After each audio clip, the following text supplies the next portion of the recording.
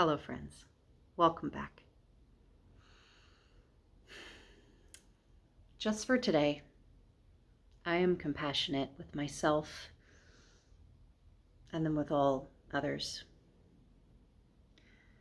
This isn't only the fifth of 5 precepts that form the foundation of the system of Reiki.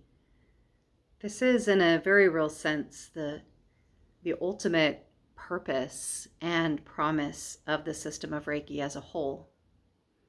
To walk us along a path through which we can live our lives day to day, fully compassionate for ourselves in all of our humanness, and out of that deep wellspring of love for ourselves, we can extend that medicine of compassion and connection to all others. Those we know, those we don't know, those we love, those we strongly dislike, all others. The system of Reiki invites us into deep relationship with compassion, knowing that in order to live our lives from that place, we must have already released our attachment to anger and to fear. We must have already found that deep well of gratitude that we can draw on in every moment of our life. We must have already learned how to live true to ourselves, to express that trueness in our daily life and to take actions in its service. And from those places, we can come into that promise, that state of compassion for self and others. This is a state of healing and wholeness that is promised by the system of Reiki. It's a message that I share over and over again. It's central to my own personal practice and to what I share here in this space and in all other teaching spaces that I have the honor of being inside of. But years before I ever heard this precept or even the word Reiki, I was invited into a relationship with compassion by David Breaux. I want to talk to you today about David.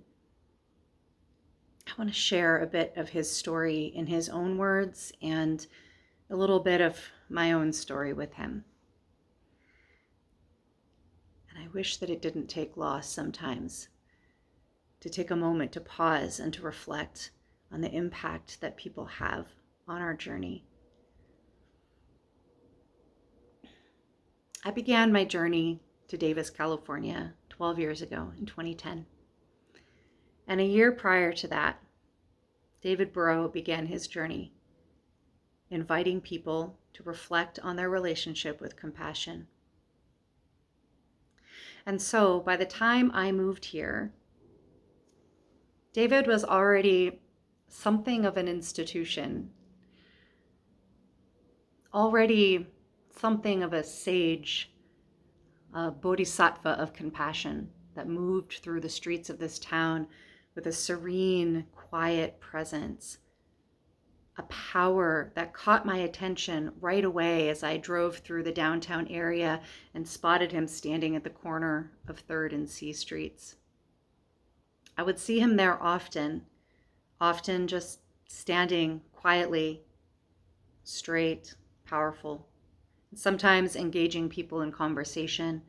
I noticed that he would invite people to write something in the notebook that he always carried with him. I didn't know what that was about, but it was fascinating to me and a little bit intimidating, to see somebody outside of the hustle and bustle rhythms of city life, just standing in a peaceful way, quietly inviting people into conversation. I would find out a couple of years later what he was up to, that he was engaging in what had become his life's mission of asking a simple question. Would you like to share your written definition of the word compassion? By the time I had moved to Davis, he had compiled hundreds and hundreds of these entries in his notebooks, and was well on the way to publishing them in this book, Compassion Davis, a compilation of concepts on compassion.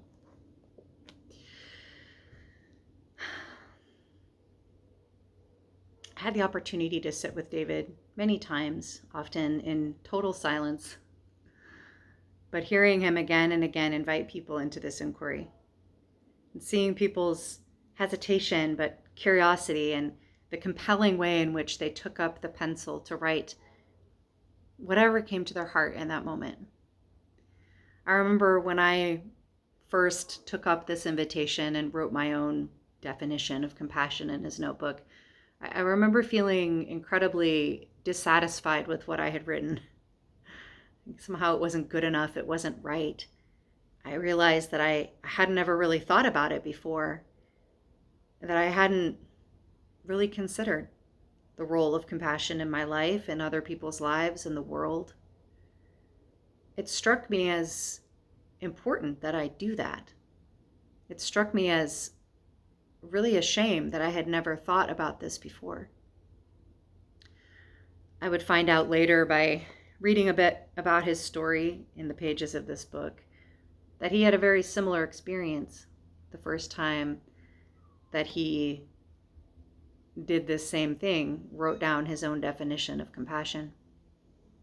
And from that inability he felt to properly convey the importance of this word, of this concept, he decided to seek a collective definition, and thus began his mission, but not before he did an incredible amount of research about the type of person who would take on a lifelong mission, a spiritual journey that involves the community. I'm going to stop there because as I said, I do want to read this story to you in his own words. But again, I'm coming to you with this today because 2 days ago, David was murdered right here in the park that's at the very heart of our city. We don't yet know why or by who. Maybe we never will. But it's an event that is already powerfully impacting us as a community. And I've been with it today, be continuing to be with it in ritual and in community. And I guess I just wanted to invite all of you into this journey with me, and to invite you into this question. What is your relationship with compassion? What is your definition? So let me share a little bit about David's life with you in his own words from the introduction to his book. Foremost, thanks. Last year, through self-inquiry and seeking to live a spiritual connected life rather than a life focused on the intellect and the body, I asked myself, how could I wholeheartedly be of selfless service in a way that would truly help those in need? Out of this self-inquiry came a distinct duty of service towards others, to spend the rest of this life with a pen and a notebook, to stand someplace and to ask, would you care to share your written concept of the word compassion? The reason is to increase awareness of compassion. People ask, why are you asking the question? The duty originally started after viewing an online presentation discussing various religious traditions concerning compassion. Having rarely thought of the word and/or used it frequently in conversation, I pondered what it meant exactly. I took a pen and a notebook and started writing my own definition of compassion.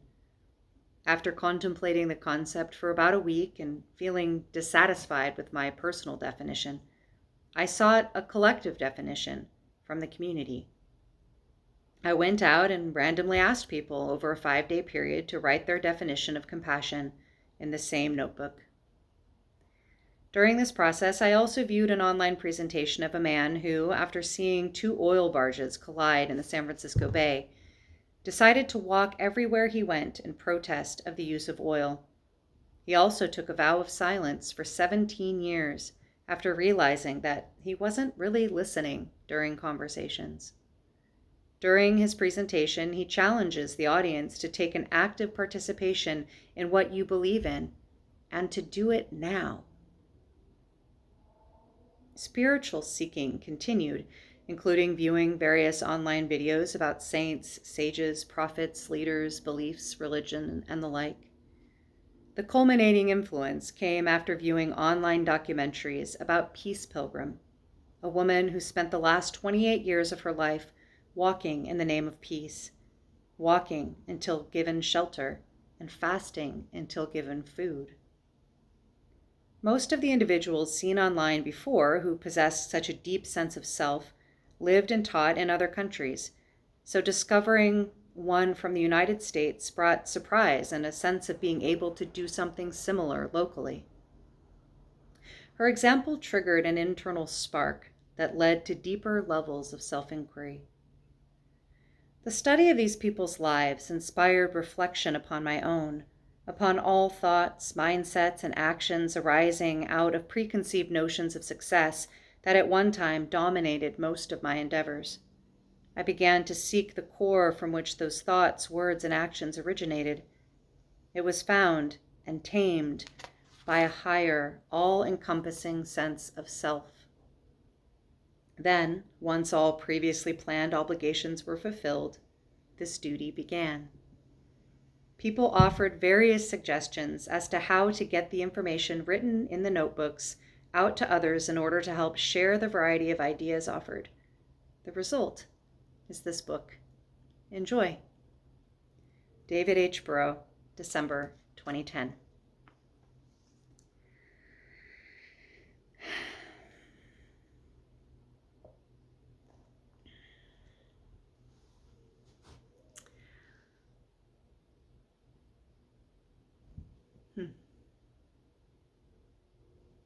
I find I had a lot of things that I wanted to say, and I am struggling to find them at the moment. The words that are coming to me are words that were said by a dear friend of mine yesterday. I shared them in my last video because they were so powerful, so powerfully related to what was on my mind yesterday before I had known about David. And they're powerfully relevant now. He said, "I'm holding gratitude and pain in the same hand." That's exactly what I'm feeling right now. Holding gratitude and pain in the same hand. Such deep, abiding gratitude to have gotten to spend the last 12 years in community with this person, with this incredible example of what it looks like to make a decision to dedicate our lives to something beautiful, something meaningful. It doesn't have to look the way that it looked for David. For me, it's looked differently. But when I think about the roots of my decision to take the risk to shift my life's work and the way that I spend my time towards the study and practice of compassion, I have to acknowledge David as one of those who planted the seeds. Someone who held such a compelling example for me of what it looks like to turn the whole of our attention to something as powerful, as simple, and as challenging as compassion.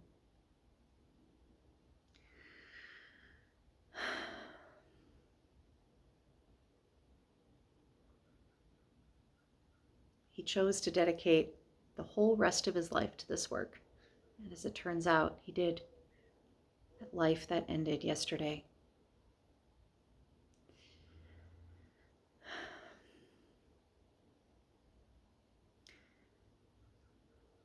the unfolding of what that means to me and to our community will continue for some time, I'm sure. But for now, while I have your attention, thank you for sticking with me in this video. While my cat chews on the cord, and as the sun shifts to come in the window, let's see if I can move this angle so you're not in such a blaring light. I wanted to invite you into this inquiry as well. What's coming to my mind to share in this moment is a teaching from Martin Luther King that's been with me for years, that continues to inform how I make choices and take actions in the world. And that is that power without love is reckless and abusive, and love without power is sentimental and anemic. Power at its best is love implementing the demands of justice, and justice at its best is power correcting everything that stands against love. David Breaux provided a powerful example of what it means to embody this teaching, and I will always, always be grateful to him for that. And I wanted to invite you, while we're here together, into this inquiry with me. And so just for the next minute or so, I'm going to just share a little bit of drumming with you. And I invite you to just sit with this question that I heard so many times from David's mouth. Would you care to share your written concept of the word compassion? So as I'm drumming, I'm just going to invite you to sit with that. What is your concept of compassion? What is your definition, your relationship with it? Allow that to arise in you without striving for an answer, just letting whatever comes come. And then I invite you to write that down. And if you're willing to share it with us, let's continue to create that community definition of the word so that we can keep this work alive, because it matters. Okay, I'm going to get over to the drum, invite you to grab a notebook and settle in for just a few breaths of practice.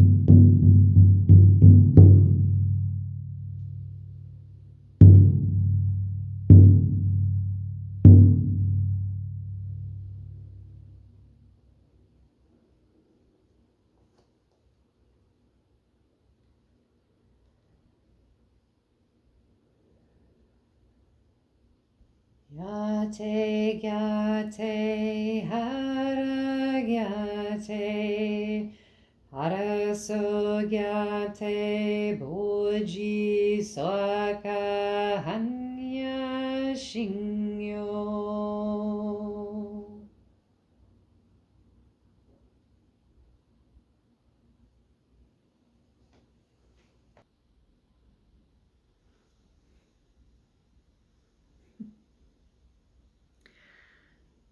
To come over here on the other side, the glare from that setting sun was getting a little intense on the video. My apologies for that. Friends, I hope it was supportive to spend a moment sitting with that question. And I do encourage you to share what came through for you. Let's create a collective definition of compassion here in this space. Let's continue this work in our own life. Let's continue to embody this foundational precept of the system of Reiki, that just for today, I'm compassionate for myself, and from that deep well, I'm compassionate with others.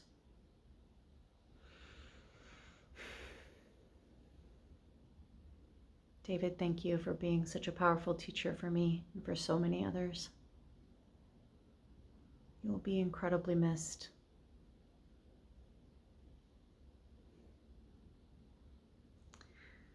Friends, wherever you go on this journey of compassion, may you be deeply provisioned for it. Until next time, I love you. Goodbye.